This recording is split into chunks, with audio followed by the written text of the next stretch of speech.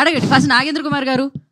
Start with all the very best అండి. First of all చాలా మంచి టైటిల్ అండ్ ఫస్ట్ పిక్చర్ అందరికి, చాలా మందికి ఇక్కడ ఫస్ట్ పిక్చర్స్ ఇది కాబట్టి ఇది చాలా పెద్ద హిట్ అవ్వాలి. మంచి లెజెండ్స్ ఉన్నారు సినిమాలో, రాజేంద్ర ప్రసాద్ గారు, బ్రహ్మానందం గారు. A beautiful title. The boy hero looked very fantastic, అద్భుతంగా ఉన్నాడు స్క్రీన్ మీద. And I wish you all the very best. అయితే మిమ్మల్ని అడిగే క్వశ్చన్ ఏంటంటే, ఆ రేషన్ కార్డులో అసలు పేరు లేదేంటి? మీరు పక్కలు వేస్తారా కో డైరెక్టర్ గారు కొంచెం? రాజేంద్ర ప్రసాద్ గారు అంటారా? పేరు లేదు. అది కుటుంబ పెద్ద కార్డుదారి సంతకం అని వస్తుంది సార్, ప్రసాదరావు గారు అని కింద. మనకు రేషన్ కార్డులో అదే వస్తుంది, అప్పటి రేషన్ కార్డులో అదే వస్తుంది, కార్డుదారి సంతకం అని.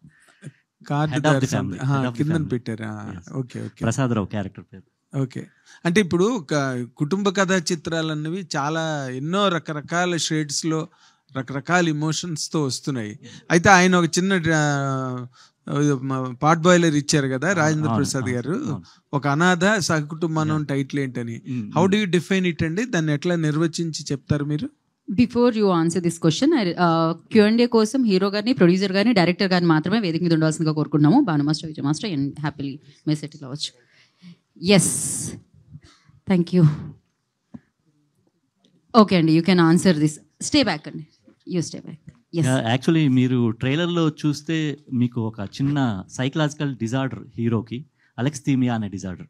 అలెక్సిథీమియా డిజార్డర్ అనేది ఏంటంటే అవతల వాళ్ళ ఎమోషన్స్ని, అంటే ఒక అనాథ అయింది తను చిన్నప్పటి నుంచి ఒక ప్రేమ కానీ, తల్లి ప్రేమ కానీ, తండ్రి ప్రేమ కానీ, వాళ్ళ ప్రేమ అనే కాదు తల్లిదండ్రిది, వాళ్ళ ప్రతి ఎమోషన్, కోపం కానీ ప్రతిదీ ఏదైనా సరే అతనికి షేర్ చేసుకోవడానికి ఎవరు ఉండరు చిన్నప్పటి నుంచి. సో ఆ షేర్ చేసుకోలేనప్పుడు ఏమవుతుందంటే, అలెక్సిథీమియా డిజార్డర్లో ఏంటంటే అది షేర్ చేసుకోలేనప్పుడు ఆ ఎమోషన్స్ అన్నీ మనలోనే ఉండి కొన్ని రోజులకి ఆ ఎమోషన్స్ అనేవి కిల్ అయిపోతాయి, ఆ డిజార్డర్లో ఉండే మెయిన్ థింగ్.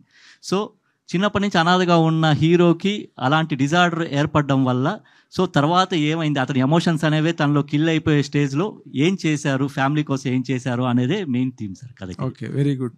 ప్రొడ్యూసర్ గారు సార్, ఏంటండి ఈ సినిమా తాలూకా మీ ప్రయాణం ఏంటి? అంత మిమ్మల్ని ఇన్స్పైర్ చేసేసి ఫస్ట్ పిక్చరా మీకు కూడా? ఫస్ట్ పిక్చర్ మీకు కూడా? Okay, very good. డైరెక్టర్కి, ప్రొడ్యూసర్కి, హీరోకి వెరీ, మీ సినిమాకి కొత్త కొత్త ప్రేక్షకులు రావాలని కోరుకుంటున్నాను నేను. ఈ సినిమా మీరు టేకప్ చేయడానికి, సినిమా ఇండస్ట్రీలోకి రావడానికి ప్రధానమైన కారణం ఏంటండి? Is the hero? ఆయనే కారణమా? లేదు, ఒక 10-15 ఇయర్స్ నుంచి తీయాలని చాలా కోరిక ఉండేది సార్. బట్ ఒక 5-6 ఇయర్స్ బ్యాక్ ట్రై చేసినాను, కానీ కథ అంత కన్విన్స్గా కాలేదు నాకు. ఇప్పుడు రీసెంట్గా కిరణ్ పరిచయం ఉన్నప్పుడు మళ్ళీ స్టార్ట్ అయింది అది, నేను తీయాలా అని, ఫిలిం తీయాలా అని.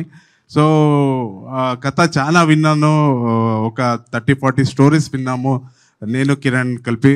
తర్వాత ఒక రోజు ఉదయ్ వచ్చి ఇట్లా కథ చెప్తే, ఇది బాగుంది అంటే మంచి, నేను అనుకున్న ఒక ఫీలింగ్ ఉంది ఈ కథలో అనుకొని, then we started it sir. Very good అండి, బెస్ట్ ఆఫ్ లక్.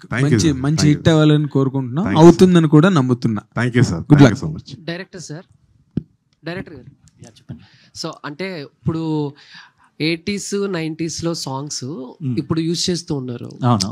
సో దాని మీద కొన్నిసార్లు కాంట్రవర్సీ అవుతుంది, ఆ మ్యూజిక్ డైరెక్టర్స్ కాపీ రైట్స్ చేస్తున్నారు. సో ఇందాక ఒక సాంగ్ వేసారు, డాన్స్ వేనమా డాన్స్ అని చెప్పేసి, దిల్ రాజు గారి దగ్గర పర్మిషన్ తీసుకున్నారా? మళ్ళీ రేపు పొద్దున ఎప్పుడైనా అయినా? యాక్చువల్లీ ఆ సాంగ్ రిలీజ్ చేసింది దిల్ రాజు గారు. సో దిల్ రాజు గారితోనే ఆ సాంగ్ రిలీజ్ చేయించాను నేను. సో దిల్ రాజు గారి దగ్గర కూడా నేను, దిల్ రాజు గారి కాంపౌండ్లో కూడా నేను వర్క్ చేశాను ఒక మూవీకి. సో ఏమన్నారు సాంగ్ చూసిన తర్వాత? దిల్ రాజు గారి రియాక్షన్? ఆయన ఎక్కువ ఎంజాయ్ చేశారు సాంగ్ గురించి, నన్ను ఇంకా వదలట్లేదు కదా అనేసి అన్నారు. అంటే ఇంకోటి సకుటుంబనామం అని చెప్పేసి టైటిల్ చూసాం, పోస్టర్ చూసాం, బట్ ట్రైలర్ వచ్చేసరికి అంటే ఫుల్ ఎక్కడ టు బి అంటే ఫుల్ ఫోకస్ హీరో మీద, హీరో క్యారెక్టర్ మీద, హీరోని చూపించాలి అన్న దాని మీద తప్ప టైటిల్కి తగ్గట్టు ట్రైలర్ లేదనేది యాజ్ అ పర్సనల్ ఒపీనియన్. దానికి మీరేమంటారు? యాక్చువల్ కావాలనే కొంచెం కాంట్రాస్ట్గా ట్రైలర్ కట్ చేయించాను. సో ఎందుకంటే మెయిన్ ఇంటర్వెల్ ట్విస్ట్ ఈ సినిమాలో, ఆ ఇంటర్వెల్ ట్విస్ట్ అనేది ఫ్యామిలీ స్టోరీ లాగా మనకి ట్రైలర్ కట్ చేస్తే సో రెగ్యులర్ అయిపోతుంది అనేసి అని చెప్పని ఆ ట్విస్ట్ అనేది రివీల్ చేయాలి. ట్రైలర్లో ఉండే ఆప్షన్ అది ఒకటే, అది అక్కడ రివీల్ చేస్తే ఇంకా సినిమాలో చూడడానికి ఏముండదు. సో సెకండ్ సబ్ప్లాట్, ఇది హీరో డిజార్డర్ అనేది సబ్ప్లాట్. సో ఆ సబ్ప్లాట్ మీదే ట్రైలర్ రన్ చేద్దాం అనేసి అని చేశాను. రామ్ గారు, హాయ్ అండి. సో యాజ్ అ కొరియోగ్రాఫర్ కావచ్చు, ఒక హీరోకి చెప్పడం అనేది వెరీ ఈజీ, బికాజ్ మనం ఆన్ స్క్రీన్ కనిపించం కాబట్టి. సో వాళ్ళకి ఎలా ఎక్స్ప్రెషన్ ఇవ్వాలి ఏంటి, వాళ్ళ దగ్గర నుంచి ఎక్స్ప్రెషన్ తీసుకోవడం అనేది it's very easy. But as an hero చేస్తున్నప్పుడు మీకు ఏది చాలా టఫ్ అనిపించింది? అరే అప్పుడు మనం హీరోలకి చెప్పేవాళ్ళం చాలా ఈజీగా, బట్ వాళ్ళ పొజిషన్లో ఉన్నప్పుడు మనం చాలా టఫ్, అంటే లైక్ ఇలా ఉంది అని చెప్పి అనుకునే సిచ్యువేషన్ ఏంటి? అంటే డాన్స్ ఇప్పుడు ఒక 5 సాంగ్స్ కొరియోగ్రాఫ్ చేసాము. ఆ సాంగ్స్ తప్ప వేరే అన్నీ మీరు చెప్పినట్టే చాలా డిఫికల్ట్గా ఉండింది. బట్ ఈ గ్రేట్ యాక్టర్స్ వల్ల తర్వాత మనకి డాన్సర్ కాబట్టి కొంచెం గ్రాస్పింగ్ ఎక్కువ ఉంటుంది. And then before itself నేను ముందుగానే సార్కి చెప్పేసామండి, రాజేంద్ర ప్రసాద్ గారు కానీ వీళ్ళకి, సార్ కొత్త సార్ ఏదైనా తప్పు ఉంటే క్షమించేసేయండి, ఆల్రెడీ క్షమించేశారు కదా అని చెప్పి ఒక చిన్న కాన్ఫిడెంట్ ఉండేది. బట్ ఎగ్జాక్ట్లీ ఎవ్రీ షాట్ అయిన తర్వాత నేను డైరెక్టర్ తరపున చూసేవాడిని. వాళ్ళు ఒకసారి ఓకే అని అంటే నేను ఇంకో ఆ జడ్జ్మెంట్ లేదు కదా మ్యామ్, ఇంకా ఎలా ఉంది ఏంటి అని చెప్పి ఫుల్ ఫిల్మ్ చూసేటప్పుడు కూడా ఇంకా ఏదో చేసిండొచ్చో అని అనిపిస్తుంది ఇప్పుడు కూడా. But he is the captain of the ship. So వీళ్ళు ఎంత కంఫర్టబుల్ చేశారంటే ఆ డిఫికల్ట్ టైం ఏముందో అది వెళ్తూ వెళ్తూ వెళ్తూ ఈజీ అయింది. లాస్ట్ ఫ్యూ డేస్ షూటింగ్లో అయితే నేను యాక్టింగ్ అనే ఒక థింగ్ ఒకటి వచ్చేసింది. ఓకే, ఎమోషన్స్ అన్నవి very very important for an artist. But ఇక్కడ ఏమొచ్చి ఎమోషన్స్ ఏవి కనిపించవు, ఫ్రస్ట్రేషన్ ఒకటి కనిపిస్తుంది అన్నారు. So the most challenging one అనేది చెప్పచ్చు. ఏ సీన్ పర్టికులర్గా చేస్తున్నావు, don't reveal the situation and all, but ఏ సీన్ చేస్తున్నప్పుడు you feel very tough?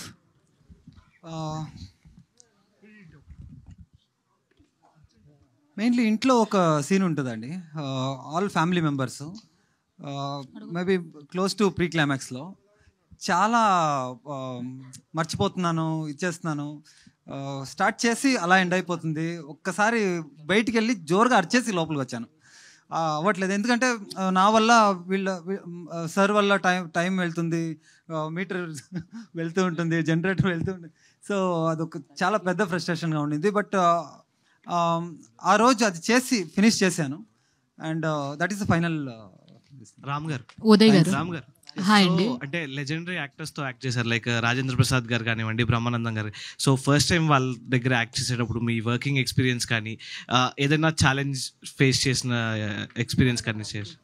Sir first day నేను చెప్పాను కదా, first day first shot Brahmanandam గారితో పెద్ద డైలాగ్, పెద్ద మోనోలాగ్ ఉండింది. ఫుల్గా డైలాగ్ కొట్టేసి వాళ్ళు రిప్లై చేసేదానికి ముందు నేను వెళ్ళిపోవాలి అక్కడి నుంచి. సో ఆల్మోస్ట్ నేను బ్లాంక్లో ఉన్నాను, అంటే టీవీలో చూసినట్టే ఒక విజువల్. ఆ డైలాగ్ చెప్పేసి వెళ్ళిపోయాను. ఇంకో టేక్ అని అంటే క్లోజ్ ఒకటి పెట్టాలంటే రిటర్న్ వస్తే బాగా చేసేవయ్యా నువ్వు అన్నారు. అప్పటి నుంచి కొంచెం అదొక కాన్ఫిడెంట్ కొంచెం బూస్ట్ అయింది. ఉదయ్ గారు, హాయ్ అండి, దిస్ ఇస్ రాణి. సో అంటే ఫస్ట్ సాంగ్స్ అన్ని చూసినప్పుడు అంటే మంచి ఫ్యామిలీ, ఏదో ఒక ఎమోషన్తో మళ్ళీ డిస్కనెక్ట్ అవుతారా లేదంటే ఎవరైనా చనిపోతారా అని అలా తీసుకెళ్లారు సాంగ్స్.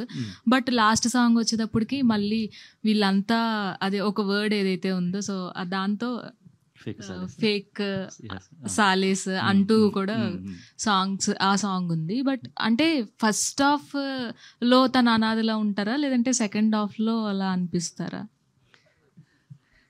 అది యాక్చువల్లీ 12th చూస్తే క్లియర్గా తెలుస్తుంది యాక్చువల్లీ. ప్లస్ అది కాకుండా ఇంకోటి ఏంటంటే సినిమా మొత్తంలో ఎక్కడ అనాథలా కనిపించాడు. క్యారెక్టరేషన్ అనాథ ఉంటుంది. ఆ సైకిక్ అనేది మీకు సినిమాలో మధ్య మధ్యలో వస్తుంటుంది తప్ప అది మీరు సెకండ్ టైం చూసినప్పుడు క్లియర్గా ఫస్ట్ నుంచి ఆ క్యారెక్టరేషన్ ట్రావెల్ అవుతూ ఉంటుంది. బట్ కానీ ఫస్ట్ టైం చూసినప్పుడు మీకు ఎక్కడ అనాథ అనేసి అని ఎక్కడా తెలియదు. సెకండ్ టైం చూసినప్పుడు సినిమా ఫస్ట్ నుంచే వీడు అనాథ అనేది మీకు క్లియర్గా అర్థమవుతుంది. ఓకే, రామ్ గారు. సో లెజెండరీ యాక్టర్స్ అందరూ ఉన్నారు, రాజేంద్ర ప్రసాద్ గారు, బ్రహ్మానందం గారు. సో వాళ్ళ కామెడీ టైమింగ్ చాలా బాగుంటుంది. అండ్ ఇందులో ట్రైలర్లో కూడా నీకు ఇంకా ఏం చెప్పాలరా అనే డైలాగ్ ఒకటి రాజేంద్ర ప్రసాద్ గారి నుంచి ఉంది. So that seats very hard. So అంత ఎమోషనల్గా ఆయన క్యారెక్టర్ ఉండబోతుందని అర్థమవుతుంది. సో బ్రహ్మానందం గారితో స్క్రీన్ షేర్ చేసుకున్నప్పుడు సో యువర్ ఎక్స్పీరియన్స్.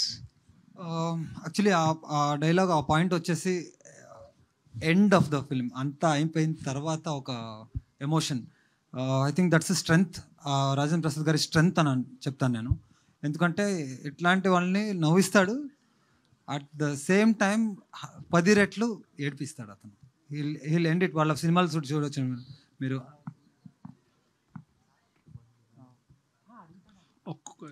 ఏప్రిల్ 1 విడుదల, ఆల్ దిస్ థింగ్స్, ఈ ఫిల్మ్స్ అంతా చూసేటప్పుడు కామెడీ, ఫుల్ కామెడీ ఉంటుంది. ఎండ్లో వాళ్ళు ఒక ఎమోషన్ పెంచుతారు. సో దట్ వాజ్ దట్ మీరు అడిగిన సీన్. అదర్వైజ్ చెప్తున్నాను కదండి, ఇట్ వాజ్ అన్రియల్. అంటే మీకే ఒక ఆపర్చునిటీ వచ్చి మీరు సడన్గా వెళ్ళి రామ్ చరణ్ గారితో నిల్చుకొని ఒక యాక్టింగ్ చేస్తే మీకు ఎలా ఫీల్ అవుతుంది? సేమ్ ఫీలింగ్ నాకు అలాగే వీళ్ళతో చేసేటప్పుడు. బికాస్ షూటింగ్కి వెళ్ళడానికి ముందు వాళ్ళ ఫేవరెట్ సీన్స్ అంతా నేను ఫోన్లో చూసుకుంటూ కూర్చునేవాడిని. సడన్గా వాళ్ళు వస్తే ఫోన్ నుంచే డైరెక్ట్గా వచ్చారేమో అనే ఒక feel. All the very best. Thank you అండి. Thank you so much. ఇవాళ కార్యక్రమం ఇంతటితో సమాప్తం. ఏం ప్రశ్న అడుగుదాం అనుకున్నా? ఏంటి ఏం ప్రశ్న? తొందరగా ఫాస్ట్ గా మైక్ పనిచేస్తుంది bro. Thank you so much. ఈ కార్యక్రమం ఇంతటితో సమాప్తం. హలో బ్రో పనిచేస్తుంది. హలో హలో హలో ఏంటో వస్తుందా మైక్? సారీ. సో బేసిక్గా ఒక క్వశ్చన్ ఏంటంటే, లైక్ ఇందాక మీరు ఆర్యా 2 అండ్ అల్లు అర్జున్ గారి గురించి చర్చించి, ఆర్యాను అల్లు అర్జున్ గారి గురించి అంత బాగా చెప్తున్నారు కదా.